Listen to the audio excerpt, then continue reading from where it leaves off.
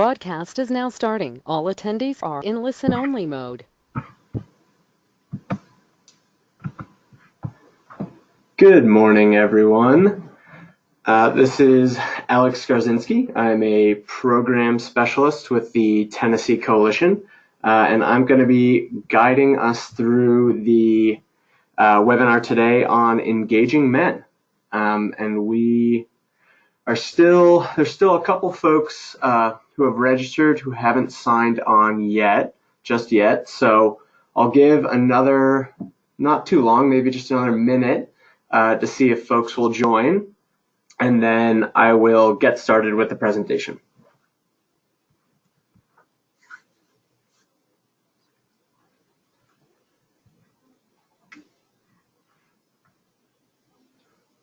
Okay, our attendance is holding pretty steady, so I'm going to go ahead and get started.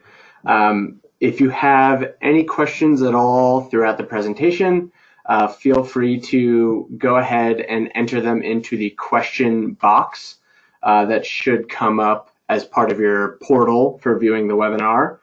So feel free to ask throughout the presentation, and I will try to answer whenever I see one. But I will also save, 10 or 15 minutes or so at the end for any questions folks might have once we've gone through the content.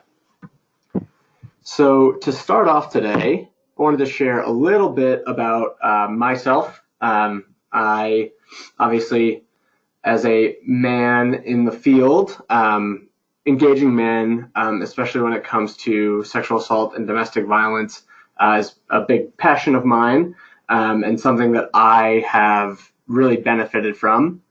I definitely grew up following a sort of plan for my life that was informed by masculinity, about what the world thought I should look like, about what my family thought I should look like, what my peers thought I should look like, should do, and sort of how to be a man in their minds. I went to a all-male Catholic high school growing up, and unfortunately it is one that you are all probably pretty familiar with, as it is the same high school that Brett Kavanaugh attended. So that process certainly was a good reminder of sort of where I came from, and stood in pretty strict juxtaposition with sort of the work I do today. While I was at that school, I certainly learned to walk the path of what it meant to be a good man by their definition. I played sports. I played rugby, which I played up through college. And as you can see from the photo, rugby was a pretty big part of my life in college. And if you're familiar at all with the sport and the reputation that it tends to have on college campuses, I was living a life that definitely fulfilled a lot of the stereotypes you're probably thinking about. Life for me revolved around the next game, the next match. Fun meant going out and drinking with friends on the weekends. And your sort of coolness or your status was sort of concocted through this pretty simple algorithm of, how much you could drink, how tough you were, and how little you cared about anything in particular, as well as your sort of sexual prowess. How many people were you hooking up with? What was that a regular thing you were doing? People definitely defined their own self-worth through this sort of very callous approach to sex, and generally callous approach to relationships. That being said, I was pretty lucky. I grew up raised mostly by my sister, who certainly spent her fair share of time calling me out, sort of getting me back on the right path, telling me when I said things that bothered her, and instilling in me to some degree a set of values that aligned pretty closely with feminism, or at least as I understood it in that time.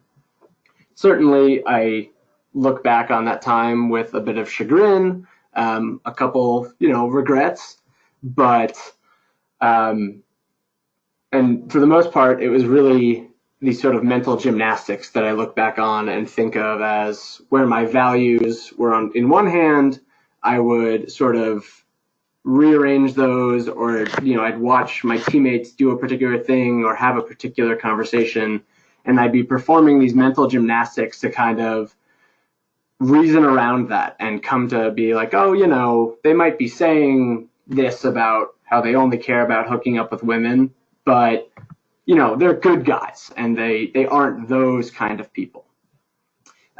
Those sort of misconceptions or mental gymnastics were really stopped when a campus climate survey was brought to my attention about my alma mater. And this survey was the work of someone who dedicated their senior thesis to really exploring sexual assault on campus. And she found, as is true at most universities, a lot of this centered around clubs and activities where, folks, particular teams or organizations were hosting parties, and those were the hotspots for sexual assault to take place. This report was done a little bit before my time on campus, but the men's rugby team was named as the #1 perpetrator of sexual assault on campus. Of course, when I found this out, I responded with anger. You don't know us. This can't be us. I know our culture. This isn't who we are. But I was incredibly lucky to have really wonderful friends who were patient with me, who listened to my excuses, refuted them, and helped me open my eyes to the toxic culture that surrounded my community. I spent the next couple of years educating myself, and slowly joining the movement on campus, becoming involved with advocacy and activism, and attempting to open my teammates' eyes as well to the changes we needed to make to our culture, and to the way we behaved to sort of eradicate some of the, what I will call, unhealthy or toxic masculinity that was so pervasive. It was an incredibly difficult process, and I'm not going to pretend like, the rugby team was a perfect star of, everything that you would hope they would be. But changes were made, and it really opened my eyes to the fact that change was possible, and that these conversations could be had, and that reason could be found, and that opinions could be swayed. So that really sparked a passion in me to do this work. And I'm going to be sharing a little bit more about my story today, as well as a lot of really helpful tips and tricks, as well as programs that I have found to be effective when it comes to the process of engaging men. So getting started, sort of the benefits that immediately jump out of engaging men. First and foremost, the earlier on in a young man's life, the better. These attitudes and these norms around, abusing women, whether it's verbally, emotionally, physically, sexually, are certainly learned at a young age. And the earlier on you can approach young men and sort of teach them the difference, teach them why these attitudes are unhealthy, the better chance of success you're going to have. Now, of course, this doesn't mean that men over the age of 12 are lost causes. Change and true engagement is absolutely still possible and still, a very attainable goal. But what it does mean is that what I think is important to remember for the broad topic of engaging men is that the goal should always be this community change, and this community change of creating norms where everyone in the community knows what rules to follow. We treat each other with respect. We don't talk down to each other. We don't settle conflict with violence. All those sort of little things that can be taught when people are, sharing toys in kindergarten up through, entering in their first relationships with their partner in high school or middle school. There's so many steps and junctures along the way where these norms can be imparted onto young men.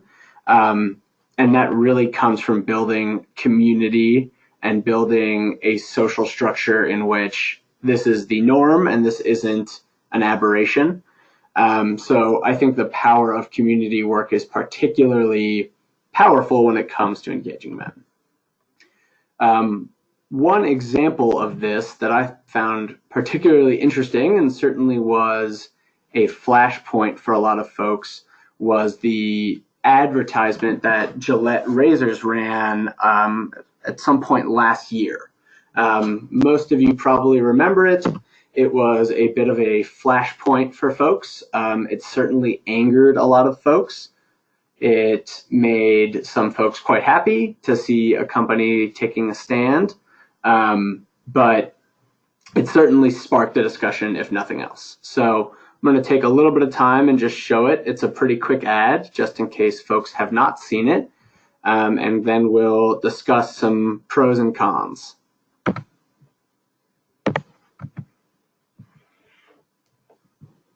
Bullying. Masculinity. Is this the best a man can get? Is it? We can't hide here. Yeah. It's been going on far too long. We can't laugh it off. What I actually making the same old excuses. But something finally changed.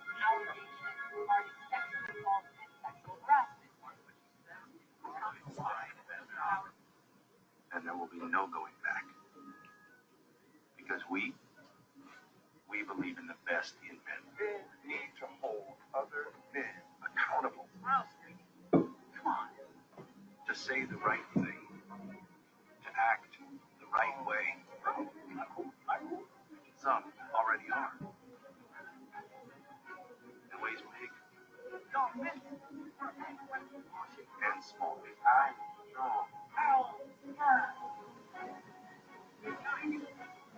But some is not enough.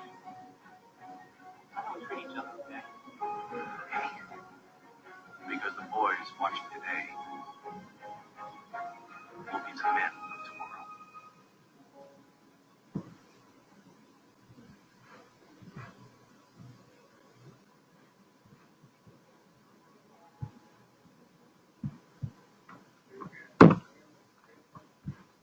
Okay, so as you saw, certainly really great elements contained in there, but the sort of reaction wasn't all great. There was certainly some anger and some folks who thought it did not go far enough. So really, both sides of the opinion or of the issue really came down on it pretty hard, and I think it presents a really interesting look at what does a campaign towards raising awareness in this subject look like, what works, what doesn't work, and it certainly, as I said before, it sparked discussion. So at the very least, we know it was effective at doing that.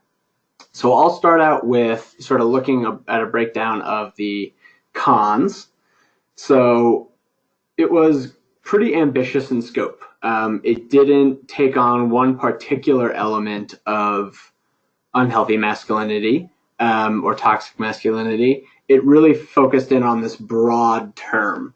And I think the first issue with that is that, one, it's a divisive term. People are often, especially men, are turned off by it. As you can see, this Piers Morgan quote, who is one of my favorite's the wrong word, but he's quite an agitator, and I always laugh at what he has to say because it's so opposite of my opinion, but I think he really exemplifies and puts into words what a lot of folks are thinking and their sort of gut reactions. So him talking about, let boys be boys, let men be men, this is some PC nonsense that is trying to push an agenda. It's all part of this coordinated effort to ruin masculinity. I think this goes hand in hand with how large of a scope they took. They approached a ton of things in this. They talked about bullying. They talked about fatherhood. They talked about media portrayals of men and women's relationships. They talked about denigrating women. They talked about women as sexual objects. They talked about sexual assault, Me Too, catcalling. The list goes on and on. And all of these are really essential aspects of what we need to combat when it comes to engaging men in this work. But to do so through the form of a singular, 90, 120-second ad is taking on a lot all at once and really opening up the conversation by focusing in on these already very divisive issues, taking on all of them at once, and not necessarily providing a path forward or a very clear, here's the solution to these individual issues. And I think folks are usually, more often than not, going to respond negatively to that because it just feels like an attack. And so, as I also said in the cons, it's quite a negative and intense tone. They have the sort of high-strung classical music playing in the background at a pretty high pace, which adds the intensity to this. Of course, they were doing so to make sure that the seriousness of this conversation came across, but it also results in this sort of negative image and feeling as if, men are under attack. The final thing that I thought was unhelpful for this ad is it's very reactive. So it's very much talking about how, all of these things have been going on throughout history and we've known about them. We haven't done anything about them, but now this Me Too moment has happened. So all of a sudden, these things need to be recognized as wrong. It's as if something has actually, something has changed, and all of a sudden, men are capable of no longer being these, monsters that are portrayed, or ill-intentioned folks that are portrayed in these ads. And I think that is harmful because in a couple ways it ignores the work of a lot of folks who have been doing this way before Me Too. But it also makes it seem as if, the kind of saying of you're only sorry because you got caught. It feels like Gillette is taking a stance because they think it's, politically favorable for them. And that can really turn folks off if they feel as if this is just a reactive push. People don't actually care about these things. It's just the hot topic of the moment. And that was certainly a pretty public criticism that Gillette received from a lot of folks who are, huge supporters and advocates and workers, is that, do you actually care about this issue, or do you just want publicity? So I thought those sort of combined to make it a tough road for Gillette. Although there was a lot of really positive things in here. And again, this started a conversation that no other ad has seemed to be able to be capable of. So they do definitely deserve some kudos. And they did include a couple positive things. So primarily, I thought that the positive modeling that was displayed. So we will continue to talk about bystander intervention in just a minute, but actually showing men how to intervene, modeling what it looks like to stop someone from catcalling or to stop someone from making denigrating comments to women or sexist comments, goes a long way because it's part of equipping men with this toolkit that can allow them to be a more effective advocate and to feel like they are part of the positive side of this as opposed to just contributing negativity. The second thing I found that was quite effective was the appeal to fatherhood. So we'll talk more about this later as well, but research has shown that appealing to particular traits and groups within men is more effective. So whether it's saying you're a father and your son is watching what you do, as this ad does, or you are a community leader, you are a business person, you are a younger brother, and any of these subgroups will, if that's what your target audience is, it will give them something to latch onto, and it'll give them a role that they feel like they can help fulfill and help be a part of this message. Additionally, it was inclusive. Obviously there was a bunch of aspects of life that were not included in here, so it wasn't perfect in its inclusivity, but they certainly did make an effort, and more so than just the ideas of race or ability. They were pretty inclusive about the different situations, showing that toxic masculinity doesn't just affect life at home or life at work or life, out on the street, but it is really this pervasive object that makes sure that, it is part of everyday life, and there are little things we can do to make everyday life better. And that sort of goes into the focus on building norms. Like I said at the top, this is about culture change at the end of the day. It starts with, converting one or two folks, kind of like in my story. I was sort of shown the realities, and I then turned around and recruited more and more and more folks. And that is how you really build culture change. So creating these norms, making this all seem like what anybody would do, is one of the most effective ways in really getting to these into getting to this change. So moving on, looking at toxic or unhealthy masculinity and really breaking it down into its main core pieces. So sexism and the denigration of women, pretty obviously, founded in this idea that men are somehow better or superior, and that women are sort of this caste that exists below them, that exists to do their bidding, or whatever the expression might be. Combating those behaviors is always first and foremost in targeting this unhealthy masculinity.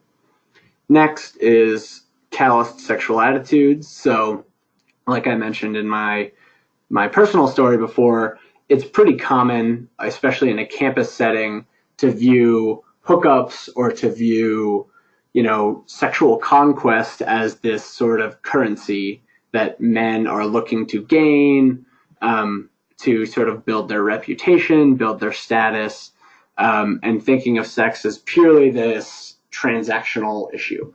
Again, especially for younger men who are totally removed from any even thought of sex, being able to be open and transparent about sexuality, about, aspects of romance. It's not just about the physicality. Being able to work all of those issues into building a well-rounded, healthy attitude towards sex and sexuality, and especially making them feel comfortable talking about it.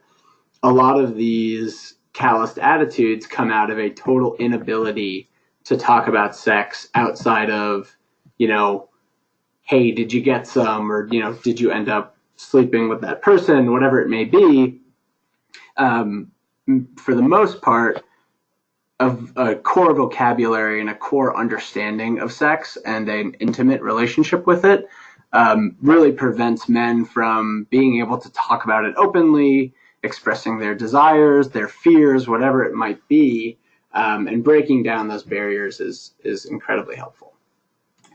Next being hypermasculinity, so really focusing in on this idea of, not to pick on John Wayne, but the John Wayne image of the super tough guy who can handle everything on his own, who never needs to ask for help, who, through the force of bullets or fists can solve pretty much any problem, as long as he's got his gun and his horse and a bottle of whiskey, everything's going to be okay. So really focusing in on those stereotypes that young men are more often than not taught to revere and look up to and model themselves after, breaking those down and showing, it's okay to be vulnerable. It's okay to ask for help. It's okay to, it's more than okay. It is, preferable to solve conflict without violence, to talk through things, to be able to enter into a room and not need to be the, center of conflict and attention, are all really helpful elements.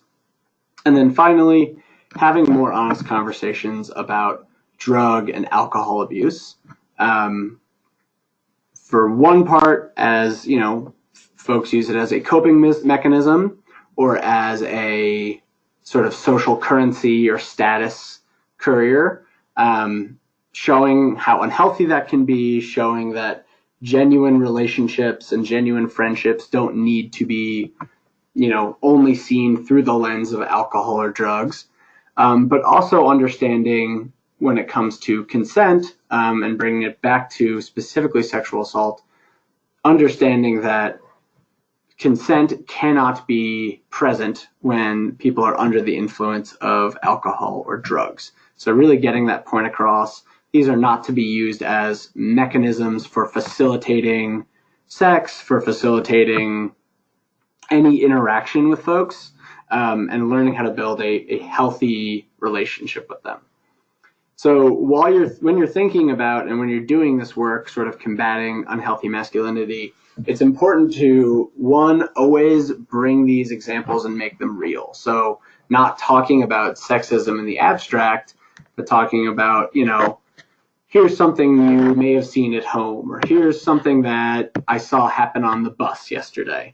Here's something that happens in the workplace. Whatever the demographic it is that you're talking to, making sure you're coming into every presentation and every interaction with lots of really good real life examples that actually apply to them. It's not some pie in the sky idea. It is surrounding them every single day.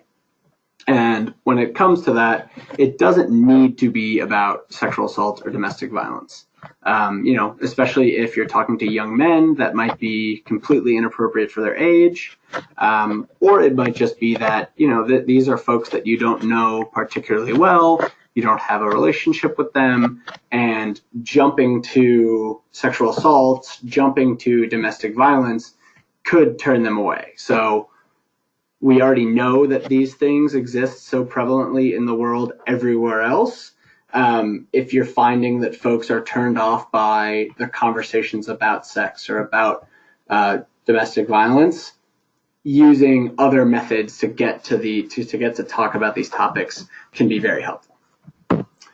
So the next thing I wanted to look at was some important statistics, and this all comes from data pulled by Dr. Dave Lysak, who does a lot of work with especially young men on campuses, looking at rates of sexual assault. And the blue that you see are all the men who are non-perpetrators. So we're seeing that the vast majority, rounding up 94% of men, are non-perpetrators.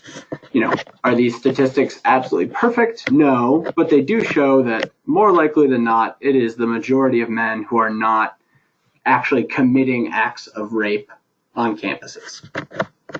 So then looking to the other side, the larger of the two minority positions are serial perpetrators.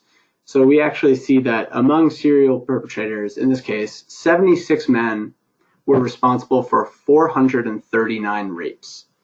And then we see the other single act perpetrator is sort of fills in the gap along the rest.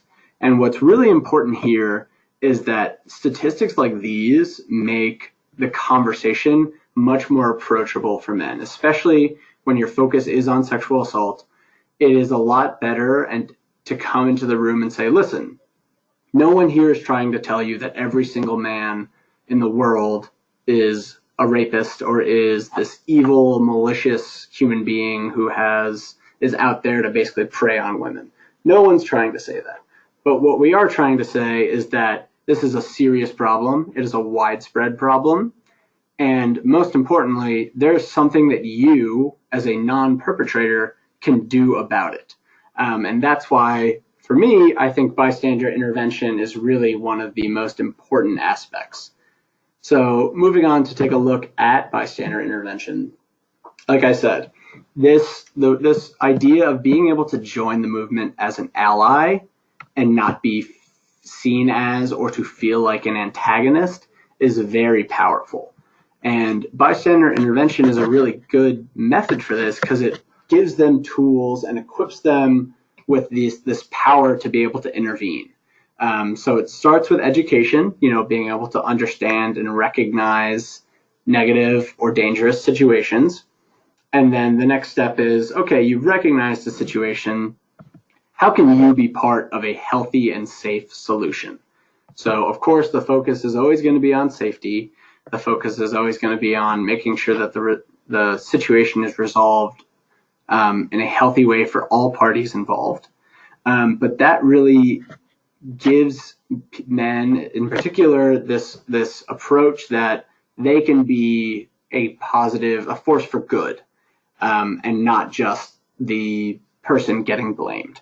And I think that's an incredibly powerful thing to actually realize.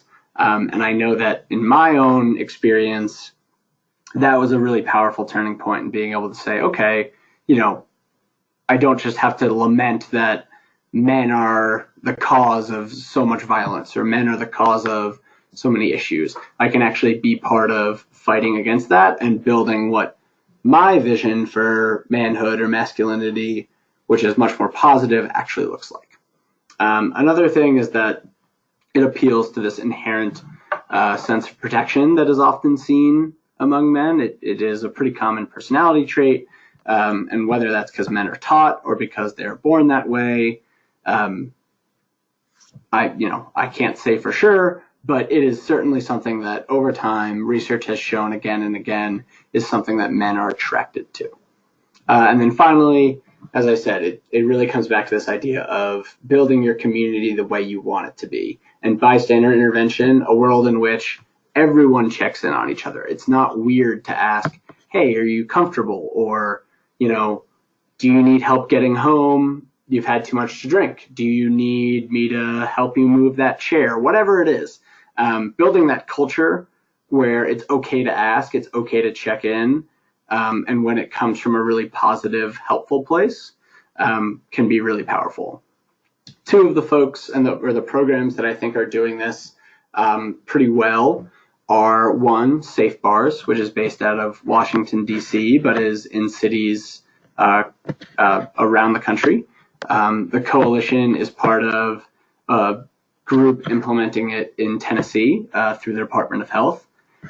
So that is already in Tennessee and can certainly be brought to cities throughout the state. Another really great free resource is the Bystander Intervention Playbook. This is a sort of collaborative effort between William Mary College and the University of Virginia Tech. And they basically break down bystander intervention tactics. It is very sports focused, which may or may not be appropriate depending on your demographic, but certainly for that young male or college-aged male approach, especially even post-college, if they happen to be an athlete, it's very accessible. A lot of the intervention tactics are drawn up as plays, which is sort of the heart of the book. So I've found that can be a very effective teaching tool. So now moving on, I want to sort of break down a couple of different scenarios of community, direct engagement, and social media campaigns to look at what are some tips for each one that help them to be more effective. So starting with community focus, like I said, I think this is the most powerful one when it comes to this idea of long-term change. If you want to call it fighting the patriarchy, whatever label you want to put on it, this long-term goal of ending sexual violence, ending sexism, is going to be ultimately achieved through community focus. It's about building norms so that young men are raised in the way that we want them to behave later on in life. It's about creating a group in which young men feel safe. So, one-on-one interactions can be incredibly effective, but research has shown that it's oftentimes easier to say, all right, here's your little community, whether it's your football team, whether it's your neighborhood block club. This is the group that we've gathered. You can feel safe here. These are your peers. These are your people. And we're going to talk about this in a safe space that allows you to be brought into the conversation and sort of effectively take part in it. The other thing that's really great about this is it allows you to utilize community leaders. This is one of the most effective approaches that we've seen. In particular, you look at programs like Coaching Boys into Men, or the work that Tony Porter's doing with the Man Box. They are relying on local community leaders that are already well respected, that have a voice in the community, that have a following, and getting them to buy in and say, we want you to be a community leader to step up and to make sure that people know this topic matters, this is important, and you're going to focus on it. In general, this is going to make everything seem so much more approachable to men. It's going to create that safety, that space in which they can say, again, I'm not the antagonist. I'm here to be part of the solution. I'm here to get educated, and I'm here to learn how to be a positive force in this work. So moving on to direct engagement. So this can look like a couple of things. It can look like small group meetings. It can look like individual sessions. There's a lot of folks doing really great work already around Tennessee. One group that comes to mind is Men Together, which is run out of the YWCA here in Nashville.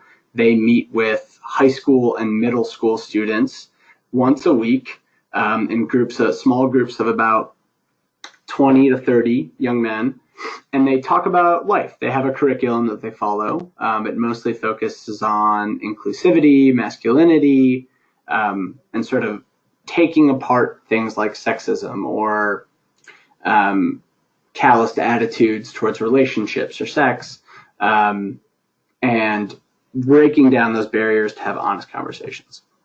So when you're designing your own direct engagement, some of the really important things to keep in mind are creating time in between each engagement. That allows these young men to go out into the world, see what you're talking about, reflect on it, and either discuss it amongst themselves, have an internal conversation, seek out their mentors to discuss it, and actually see what it looks like in the real world. That allows them to drive the point home and be able to say, okay, this is actually, we just spent a whole week learning about sexism.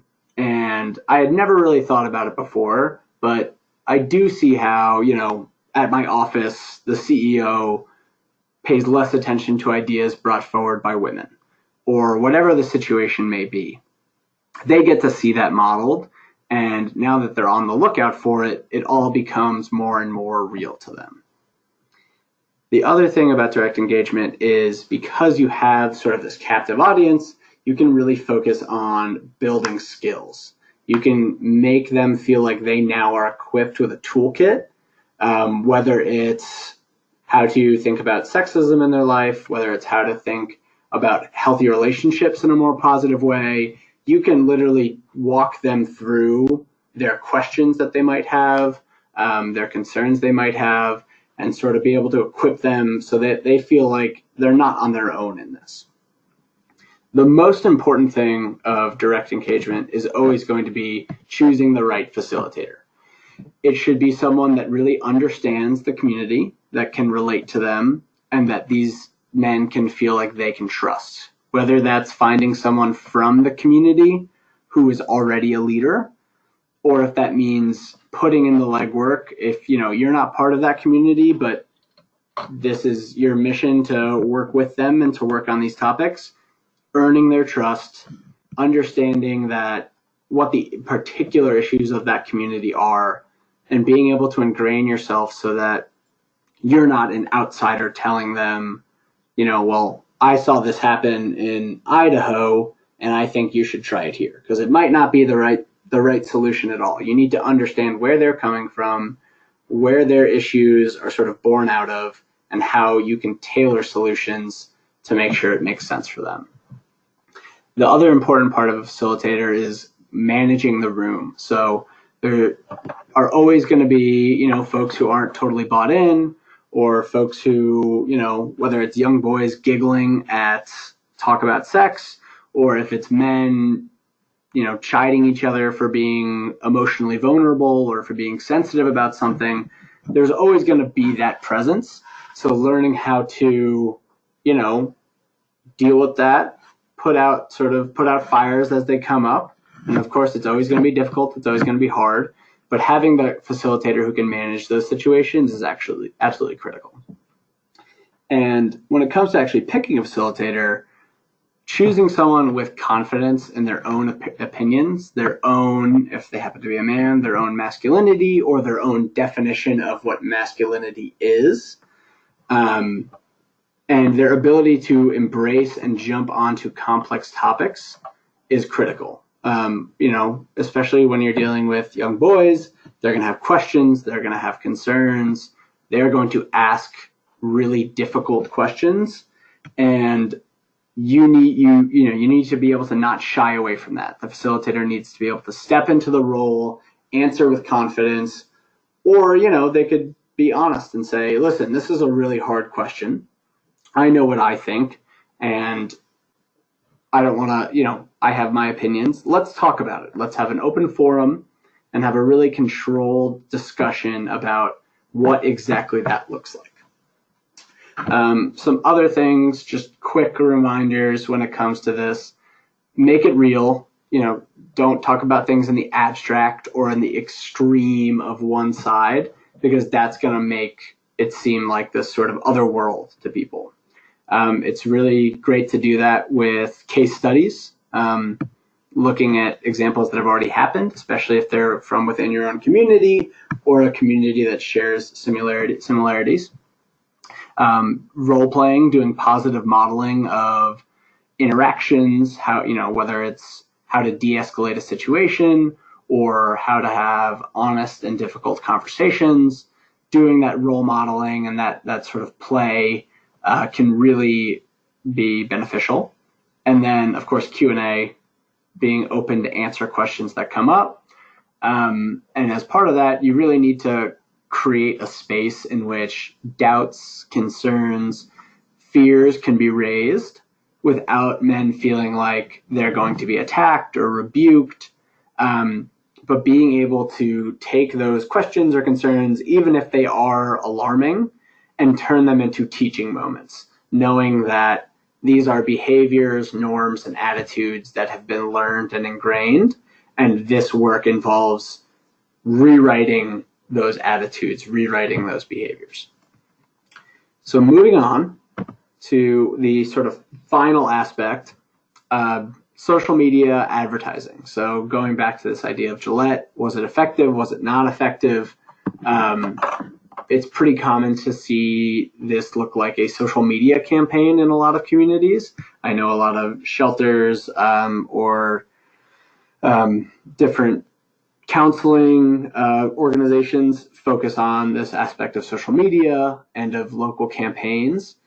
So here are some tips that sort of I've always found to work well and that research has shown really make a difference in your success. First, focusing on positivity, showing men that are happy, showing men that are sort of standing up for their values, standing up for their beliefs, and helping create justice in a situation. Like we said before, there is this inherent appeal or draw towards being someone who can help deliver justice, that can help provide, that can help protect someone. We've seen that these are topics that really excite men or things that draw men in. So don't be afraid to play in on those and to really appeal to those throughout your work. And then, as we said in the community sense, finding community leaders who can share the post or even be the face of the post, whether it's getting a quote for them, whether it's having them record a video, whether it's just their face, their picture, that can really amplify your impact because it's a face that people recognize, it's a trusted voice, and they're much more likely to listen to what they have to say than a stranger that they don't know or an organization they've never heard of.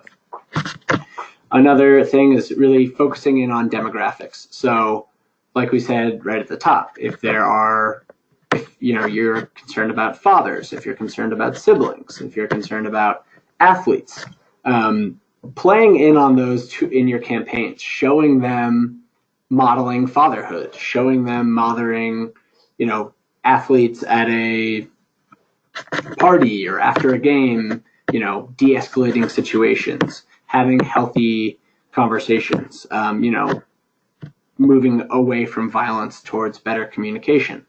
All of those things, just putting it in the lens that people can understand and be receptive to is always critical.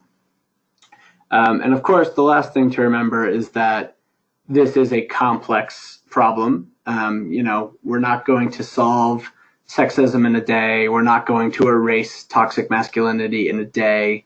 It's going to take coordinated, multi-part, multifaceted efforts over, realistically generations. So it's not just one aspect that's going to fix this. Certain things might be more effective for given your circumstance, your community, your demographics.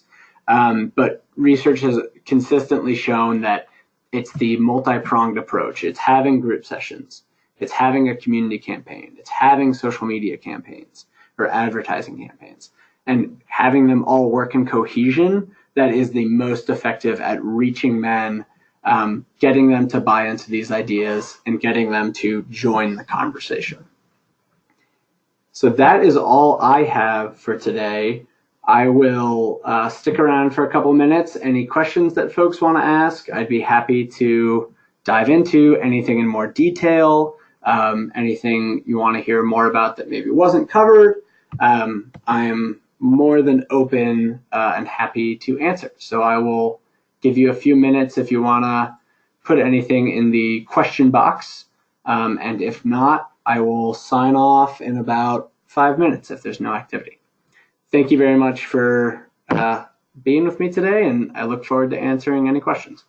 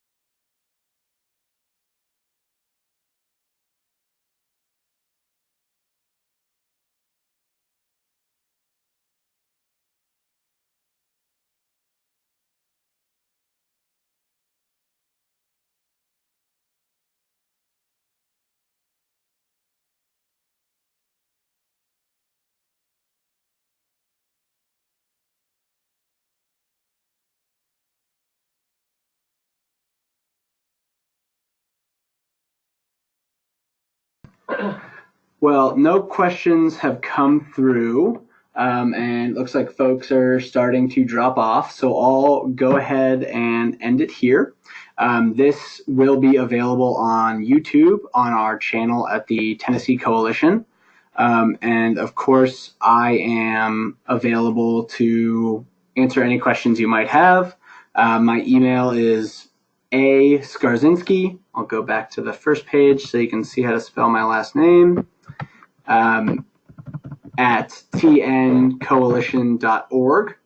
And I'd be happy to talk through anything, answer any questions, talk about new topics, anything you might want. So I look forward to hopefully working with many of you in the future and keeping on with this difficult but important work. Thanks, and have a good day.